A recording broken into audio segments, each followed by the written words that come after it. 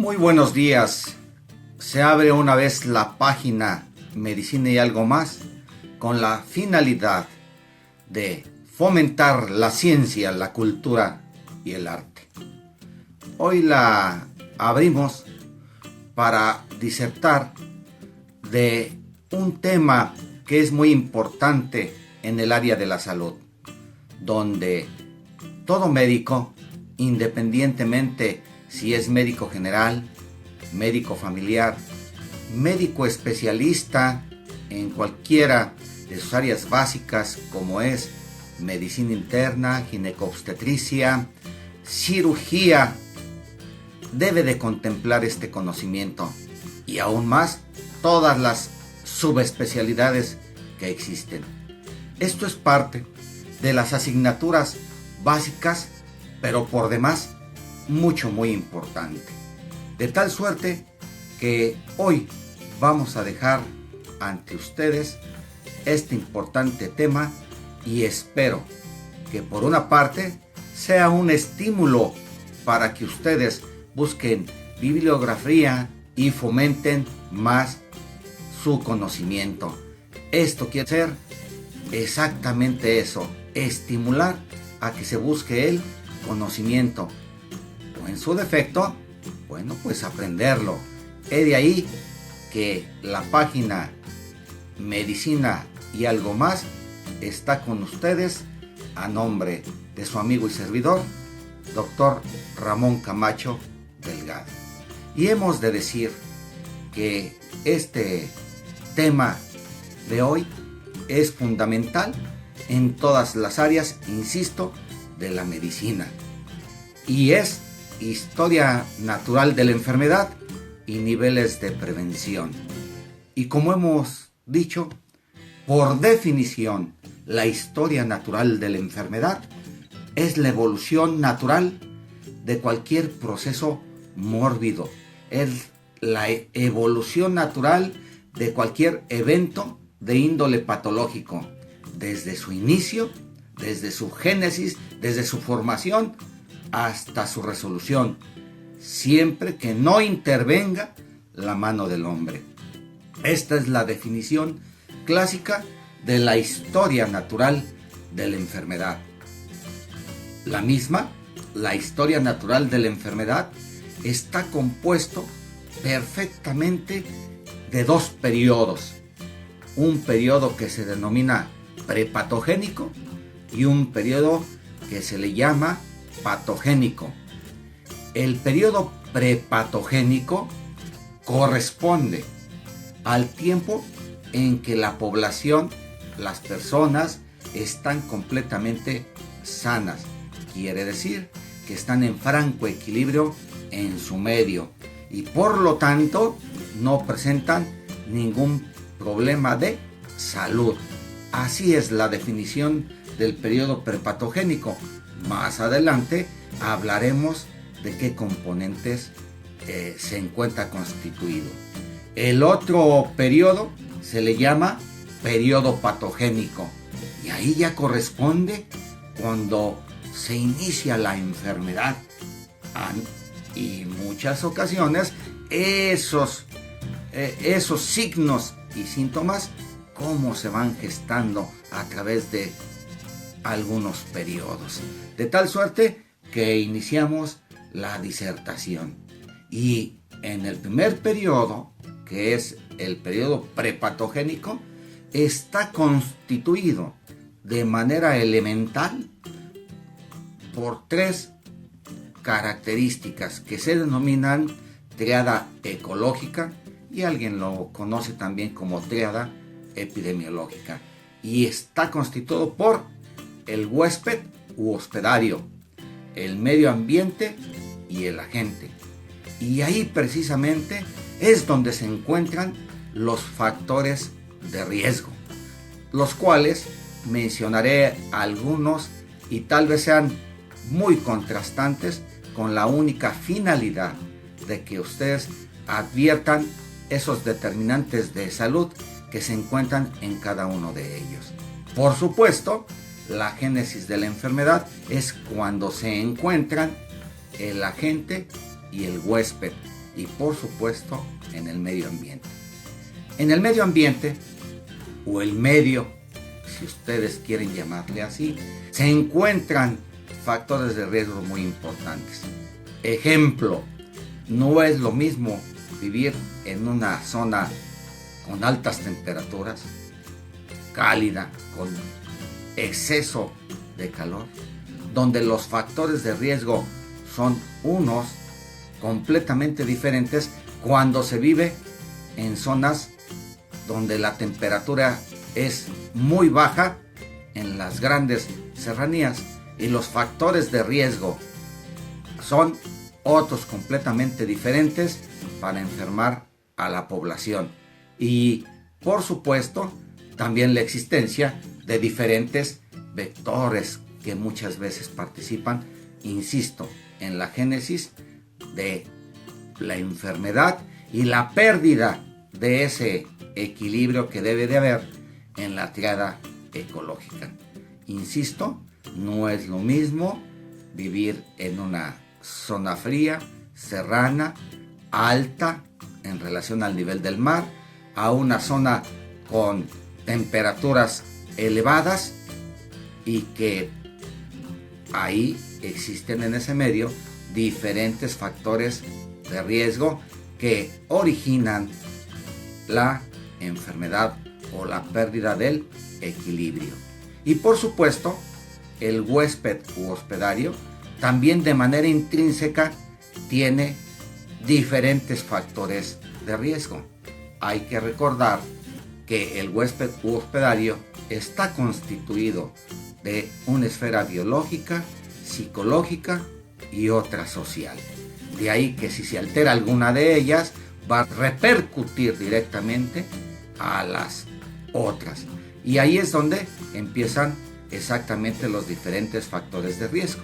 Hay enfermedades, dependiendo al grupo al que se pertenezca, ejemplo, los o las personas con tez de color o piel de color tienen diferentes factores de riesgo a aquellos que tienen la piel blanca, o los que tenemos la piel cobriza, o aquellos de piel amarilla.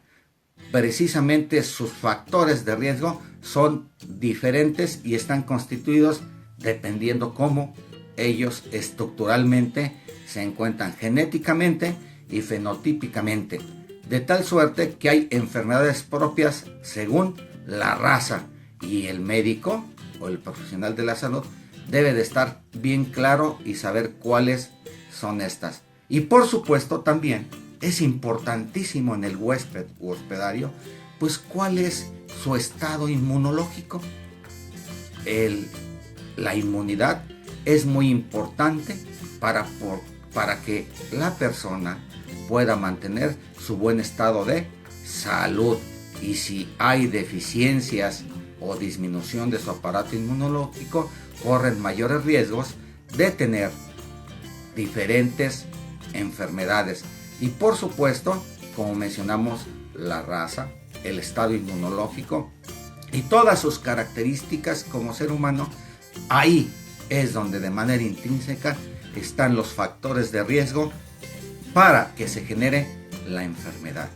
Y bueno, el agente etiológico.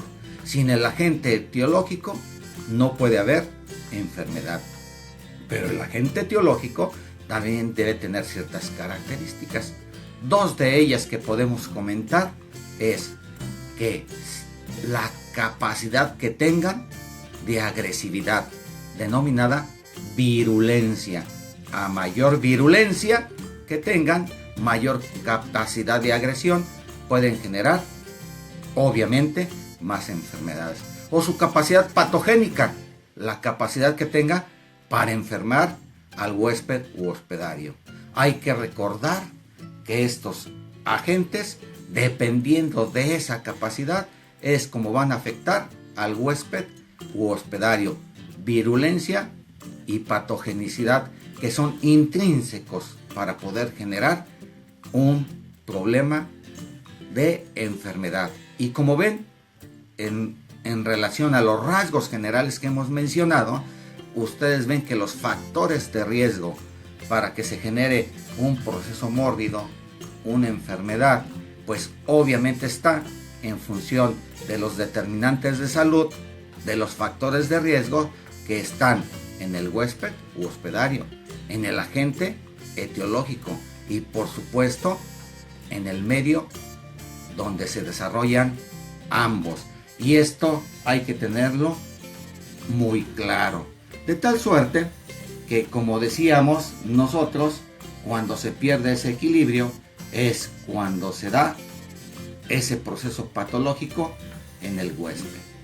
Y muy bien, ahora pasemos a ese otro gran periodo que se llama periodo patogénico, en donde ya se está gestando la enfermedad. Ahí de manera virtual tenemos algo que se conoce como horizonte clínico, una línea virtual en ese periodo patogénico. Por abajo de esa línea virtual denominada horizonte clínico se encuentra la etapa subclínica, la etapa donde todavía la enfermedad no se ha manifestado del todo como es. Es cuando se da lo que se denomina periodo de incubación. Los primeros signos y síntomas, los signos y síntomas preliminares que van a generar exactamente ese malestar general en el huésped u hospedario, sin que se manifieste de manera contundente todavía la enfermedad. Entonces está el periodo de incubación, el de latencia y la etapa que se conoce subclínica, donde existen signos y síntomas variables que todavía no se constituyen de manera concreta en una enfermedad, en un proceso patológico. Pero una vez que se atraviesa ese horizonte clínico, se conforman a través de signos y síntomas de manera clara. Se advierte los famosos síndromes, un conjunto de signos y síntomas que caracterizan a un padecimiento, de tal suerte que ahí ya se denota clínicamente cómo está constituida esa enfermedad. Y aquí es donde quiero decir algo que es muy importante. Este proceso de la historia natural de la enfermedad es dinámico, es activo, y las personas que nos dedicamos a la salud debemos de tener bien claro en qué momento tenemos a la persona que está frente a nosotros, que se denomina paciente, a la familia o a la comunidad donde nos encontramos trabajando. De tal suerte que una vez que se conforman esos signos específicos, por arriba de esa línea virtual denominada horizonte clínico, tenemos varios finales posibles. Uno, que se restablezca íntegramente nuestro paciente y se soluciona su problema de salud. O en su defecto, que se vaya hacia la cronicidad, en donde obviamente los signos y los síntomas hagan que se alargue ese proceso. De tal suerte que aquí se abre otro pequeño parteaguas en donde se dice que hay enfermedades agudas y enfermedades crónicas. Luego entonces, esa es una posibilidad. También que haya complicaciones. Y las complicaciones es cuando existen problemas y afecciones en otras áreas del organismo. Y por supuesto, también que haya secuelas. Y las secuelas pueden ir encaminadas a que se presenten alteraciones permanentes o simple y sencillamente actos de invalidez. Y la etapa final de esa historia natural de la enfermedad, pues obviamente se denomina muerte. Luego entonces, al poder resumir, el paciente se ve curado y adquiere su equilibrio en el medio ambiente, hay complicaciones, hay cronicidad, hay secuelas o existe la muerte. De tal suerte que si no se llega a abortar este proceso mórbido, pues tenemos todos estos panoramas que pasan específicamente en la historia natural de la enfermedad. Yo quiero decirles de manera franca que esa historia natural de la enfermedad lleva un compromiso perfectamente claro para los que nos dedicamos a la atención de los pacientes. Uno, que siempre debe estar de manera intrínseca en la actividad que pasan específicamente en la historia natural de la enfermedad. Yo quiero decirles de manera franca que esa historia natural de la enfermedad lleva un compromiso perfectamente claro para los que nos dedicamos a la atención de los pacientes. Uno, que siempre debe estar de manera intrínseca en la actividad correspondiente, el acto educativo.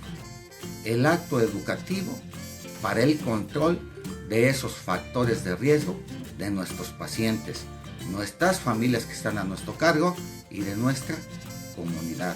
El principio básico es el compromiso educativo. Es el compromiso de una visión de índole anticipatoria.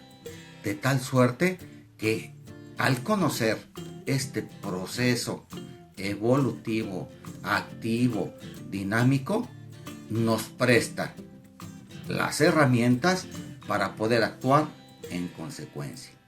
Y esa consecuencia, ese acto que acompaña al médico clínico, al médico sanitarista, está basado en los niveles de prevención.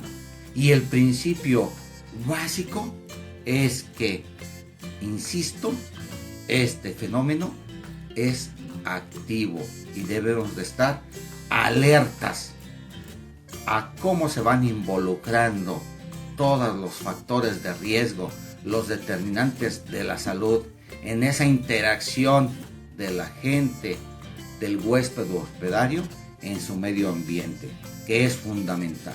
Y si nosotros desarrollamos esa capacidad, entonces el fundamento de todo ello es tener una visión anticipatoria, una visión preventiva, y entonces tenemos a la mano que si actuamos de manera oportuna y lo más rápido posible, obviamente quienes se verán beneficiados serán nuestros pacientes. Y luego entonces, insisto, la prevención primaria, bueno, los niveles de prevención se dividen en prevención primaria, prevención secundaria y prevención terciaria. Y por supuesto, la prevención primaria se debe de dirigir al huésped u hospedario, individuos sanos, para poderlos mantener en ese estado completamente sanos, en equilibrio dinámico en su medio ambiente. Y todas las acciones son para evitar ese desequilibrio o la enfermedad. Para ello está dirigido la prevención primaria, y está constituida la prevención primaria por la promoción y educación para la salud y la protección específica, fundamental en el quehacer diario cotidiano de todos los médicos. Y la promoción a la salud tiene un largo historial desde que se gestó. Hablamos de la Carta de Ottawa o la reunión de Ottawa, donde se consideró que la gente, la comunidad, debe de tener los medios necesarios para estar en buen estado de salud. Y por supuesto, si llega a enfermar, rápidamente se debe de controlar este proceso patológico. Ahí estuvo involucrado, por cierto, también la Organización Mundial de la Salud en dirigir esas acciones a todas las poblaciones, a las comunidades, a todos los sectores y áreas en los países miembros de esta Organización Mundial de la Salud. Acordémonos que antes de la reunión de Ottawa estuvo la de Alma Ata, que sería conveniente revisarlas, y por supuesto las reuniones de Edimburgo. Y la promoción y educación a la salud se trata de proporcionar, perfeccionar las normas que constituyan las bases para hábitos de salud de la comunidad, conductas orientadas a la salud, hábitos de vida saludables. Y por supuesto, insisto, esa promoción de la salud va acompañado siempre del deber intrínseco de los que nos dedicamos al área de la salud, de educación y siempre será la educación en todos los órdenes, a manera individual, sexual, familiar, en hábitos y costumbres, en educación nutricional, con todos los programas que estén a nuestra mano para un buen desarrollo y crecimiento de toda nuestra población.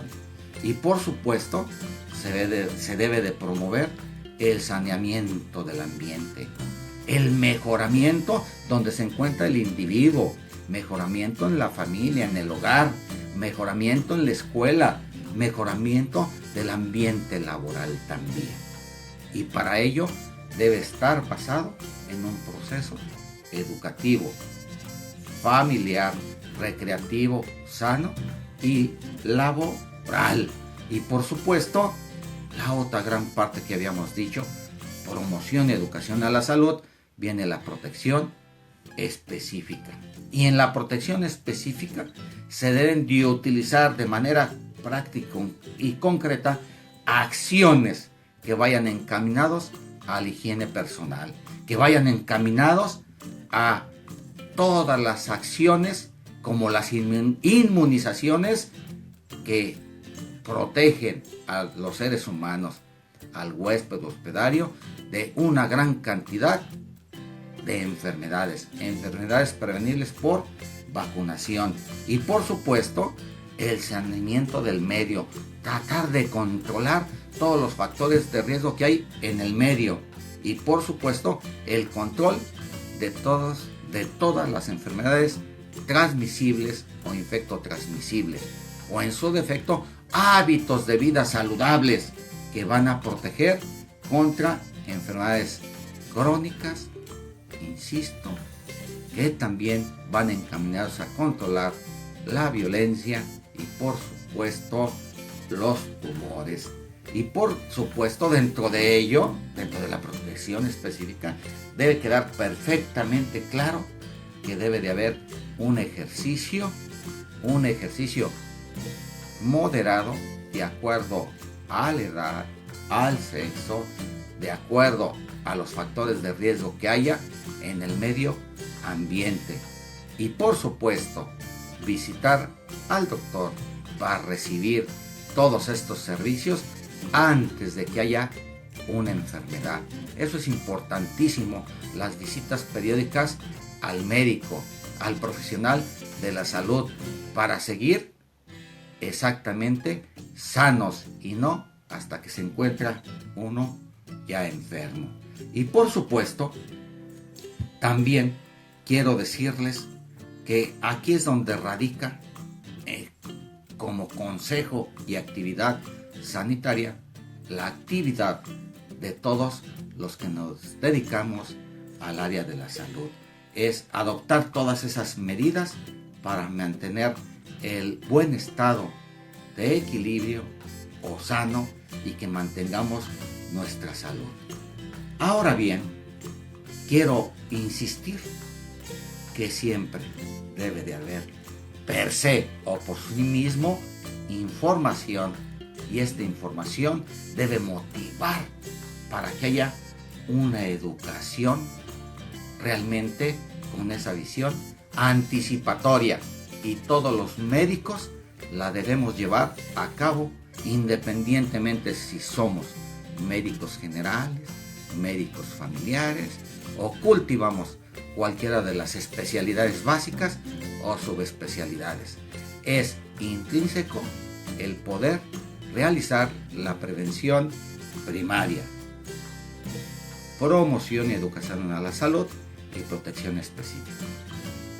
Ahora bien, la prevención secundaria es donde se debe de hacer ya un diagnóstico oportuno para generar un tratamiento eficaz, de tal suerte que existen algunos estudios que se denominan poblacionales de screening, en donde este cribado es para hacer un diagnóstico precoz y poder generar un tratamiento eficaz.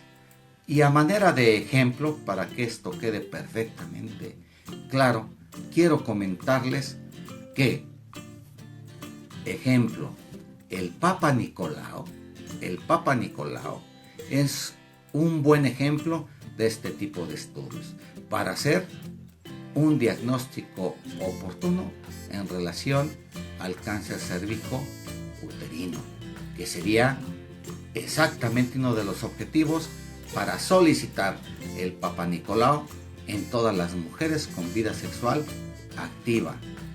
Otro puede ser la obtención de una pequeña cantidad de sangre a través de la punción del primer ortejo para buscar la sospecha, solamente la sospecha, que después se confirmaría con otros estudios, ¿verdad?, de pacientes con alteraciones en su glucosa.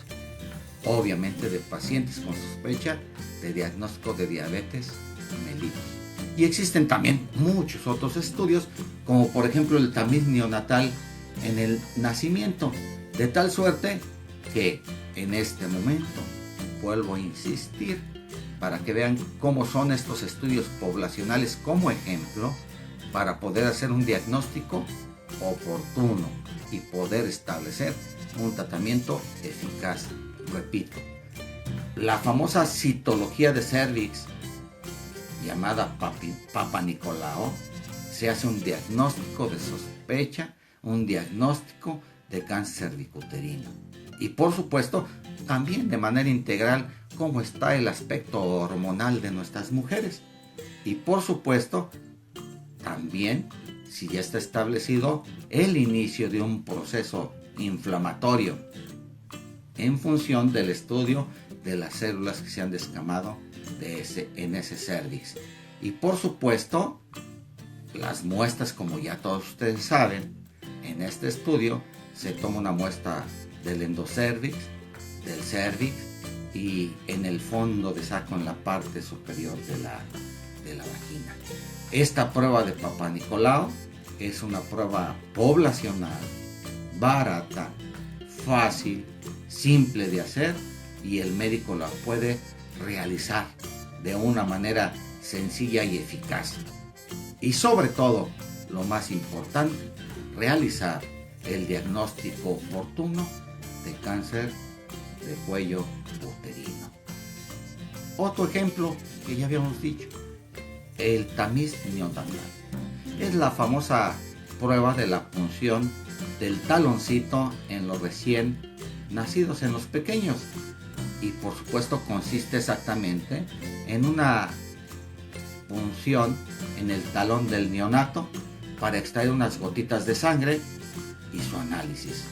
Y por supuesto, este se realiza por ahí del segundo o tercer día de recién nacido, y le da a través de esta prueba poblacional a todo recién nacido el poder hacer una detección oportuna, precoz, de una buena cantidad de enfermedades. Va el ejemplo del hipotiroidismo, hipotiroidismo, que es detectable allá a las 48 horas de alguien que nace, la fenilcetonuria, que se puede detectar entre los primeras semanas, 3 a 7 días de la vida de un nuevo ser, la fibrosis quística.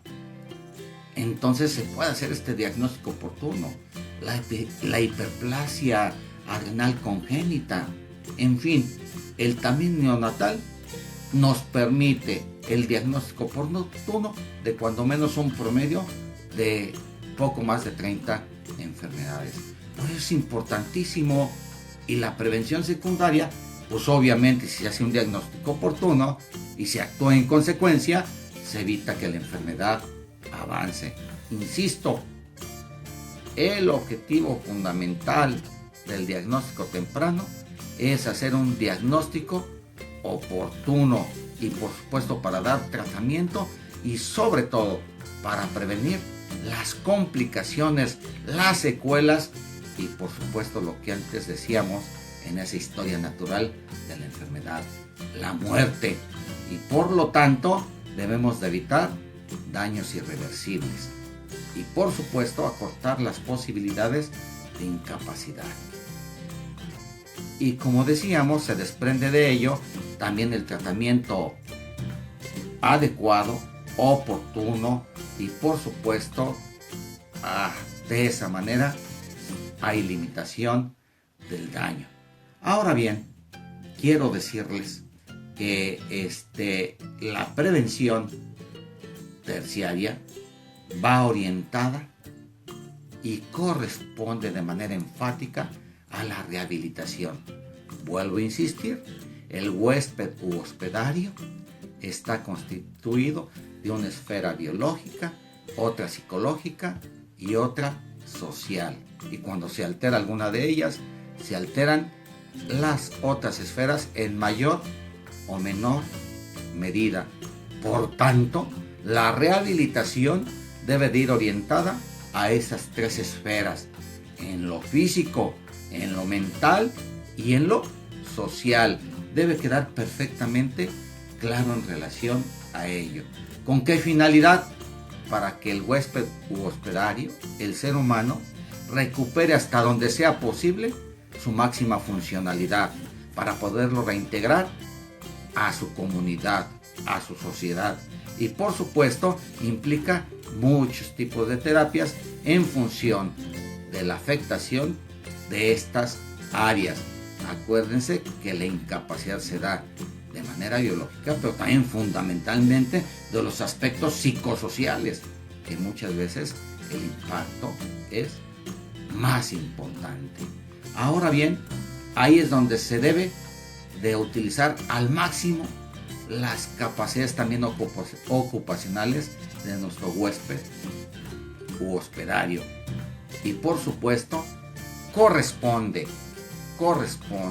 a todos los servicios de salud dar estos tres tipos de medidas preventivas: prevención primaria, prevención secundaria y prevención terciaria.